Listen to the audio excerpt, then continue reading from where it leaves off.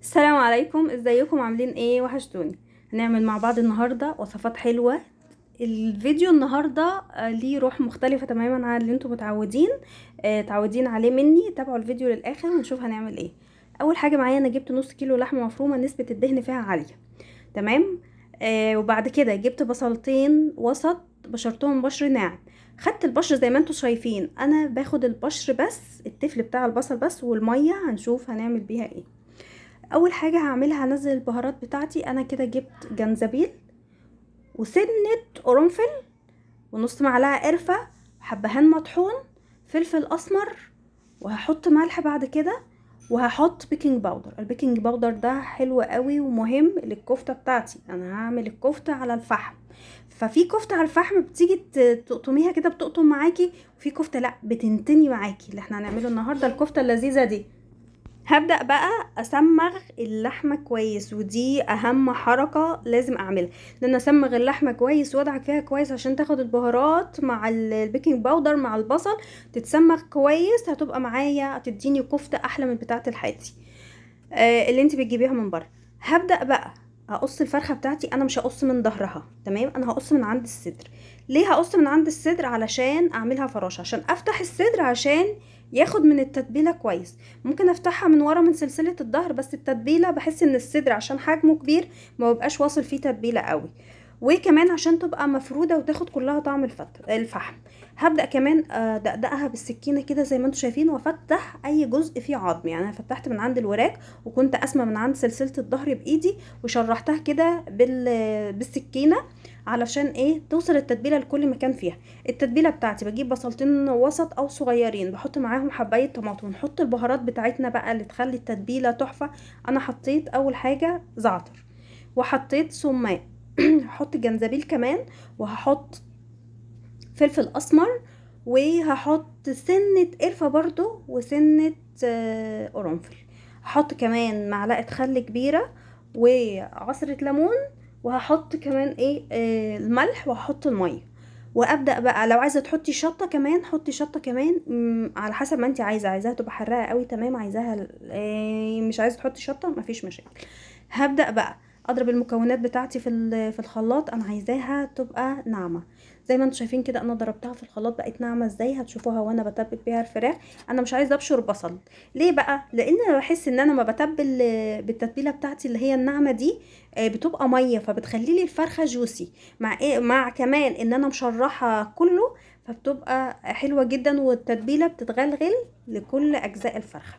انا في الوقت ده احنا قلنا خلاص، انا ما كنتش ناويه بصراحه، ولا كان في دماغنا ان احنا ممكن نخرج ونشوي بره. فانا حطيتها في الصينيه دي على اساس ادخلها الفرن، والكفته اعملها في الفرن وخلاص على كده. انما الوضع كله اتغير تماما لما لقينا الجو كويس وخرجنا شوينا بره. هبدا اعمل الرز البسمتي بتاعي. ممكن تعمليه برز اللي هو البلدي العادي بتاعنا ده، مفيش مشاكل. اول حاجه انا نزلت عود قرفه، ونزلت ورقه لورا، وفصين حبهان، وفصين قرنفل، كل ده حصى كبير زي ما هو. هبدأ احمصهم الاول على النار، وبعد كده هنزل الزيت بتاعي. انا نديتهم تحميصه الاول عشان لو فيهم رطوبه او اي حاجه تشد. وبعد كده حطيت الزيت، ونزلت الكركم والكاري، وحطيت برضو سنة قرنفل، وسنة حبهان مطحون، علشان لو الحاجات الحصى ما ادتنيش الطعم يبقى الحاجات المطحونة تديني الطعم. هبدأ اشوحهم شوية في الزيت. والرز البسمتي بتاعي انا كنت نقعاه، تمام. الرز البسمتي بننقعه قبلها بشوية، وهبدأ انزل الرز بتاعي واشوحه في البهارات علشان الرزية بتاعتي تتغلف كلها بالزيت، والرزية تسخن معايا. الرز سواء بسمتي سواء عادي اي نوع رز لازم تشوحيه الاول علشان الرزية تتغلف بالزيت، وكمان علشان الرزية تسخن معايا. وهنزل معاها المية سخنة، لازم اي رز ينزل عليه المية سخنة.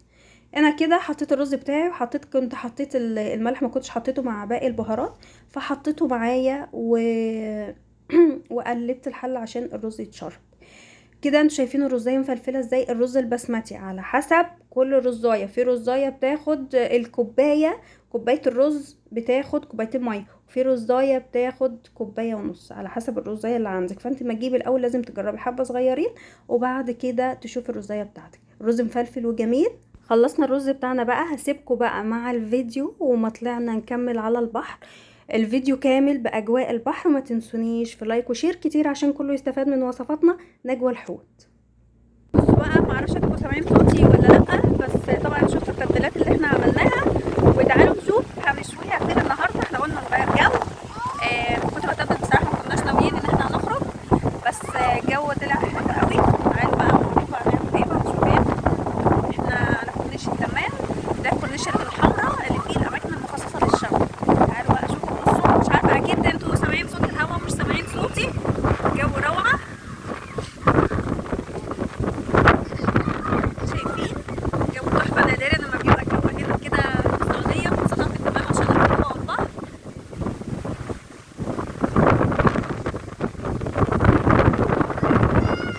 شايفين الميه وشايفين، يعني كنت اقول لكم شامين الريحه، ريحه البحر، بس طبعا اكيد مش شامينها. نفسي تكونوا معايا بصراحه. شايفين الميه. على فكره ده الخليج، نادرا لما بيبقى الخليج فيه موج كده. هنكمل الفيديو بتاعنا ونشوف بقى هنشوي في الجو التحفه دوت، وان شاء الله يبقى يوم لطيف. خلاص قربنا البحر اهو. شايفين بقى معايا. طبعا انتوا عارفين التتبيله دي طبعا شفتوا ان انا فاتحاها فراشه اهي. شايفين التتبيله فيها عامله ازاي. احطها كده وهقفل عليها كده. كده الصدر بتاعها مفرود والدنيا تمام، ويلا نحطها على الشوايه.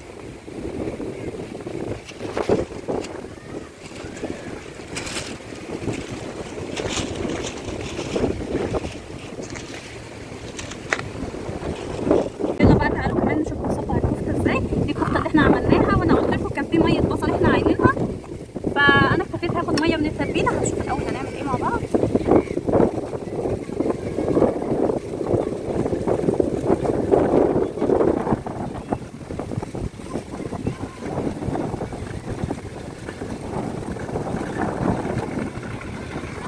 كده ولا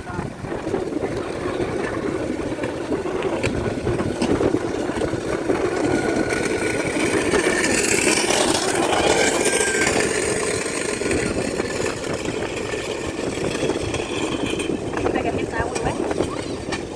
نحطه على هناك على طول.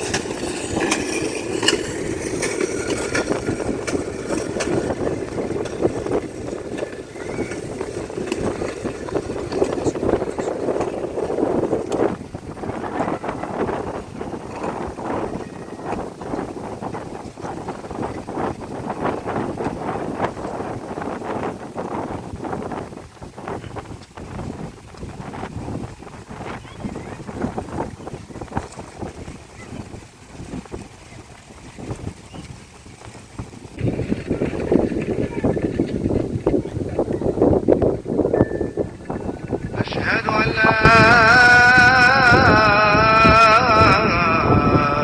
إله إلا الله.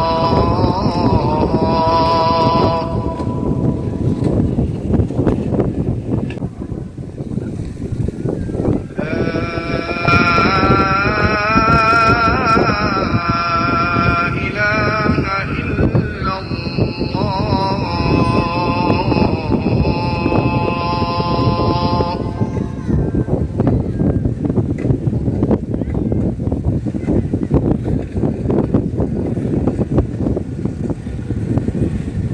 بصوا الكفته اتعملت معايا اهي. هبدا اطلعها، وانا حبيت اقفل صوت الفيديو واوريكم، لان الناس طلبت دايما اللي هي بتسال ليه الكفته اما بنشويها ما بتبقاش زي ما بيقولوا كده بتلب، او بتتعوج. اول ما تيجي تقطعيها بتقطع على طول. انا في الاول خالص قلت لكم هنبدا نسمغ كويس، ادعك اللحمه مع البهارات بتاعتي كويس مع البيكنج باودر عشان تتسمغ كويس، عشان تديني اولا عشان تبقى طريه وجوسي محتفظه بالتوابل، والكفته ما بتاخدش وقت. اما اجي اتنيها هلاقيها يعني مش بتقطم معايا، بتنتني. الكفتة بتاخد قولي مثلا 5 دقايق او اقل من 5 دقايق. انا بفضل الف السيخ كويس ومتابعاها علشان ما تنشفش مني. شايفين لمعة الكفتة عاملة ازاي؟ شايفين محتفظة بكل القوام بتاعها، محتفظة بالسوائل بتاعتها، وشايفين بصوا ما بتقطمش ازاي، بتلب معايا زي ما بيقولوا من جوه، لسه محتفظة بسوائلها، وطعمها بجد كان روعة.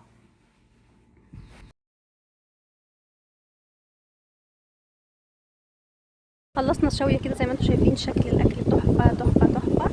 شايفين تمام بتحكوا اهي. ادي الفراخ المشوية اهي تحفة وجميلة، وادي السلطة، وادي التومية اللي عملناها سوا، وادي الكفتة، وادي الرز، ادي كل حاجة عملناها سوا.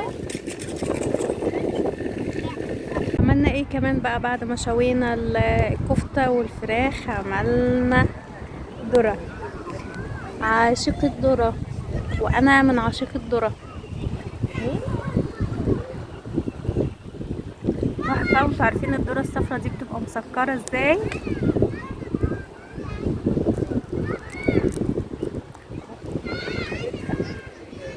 الأجواء والذرة.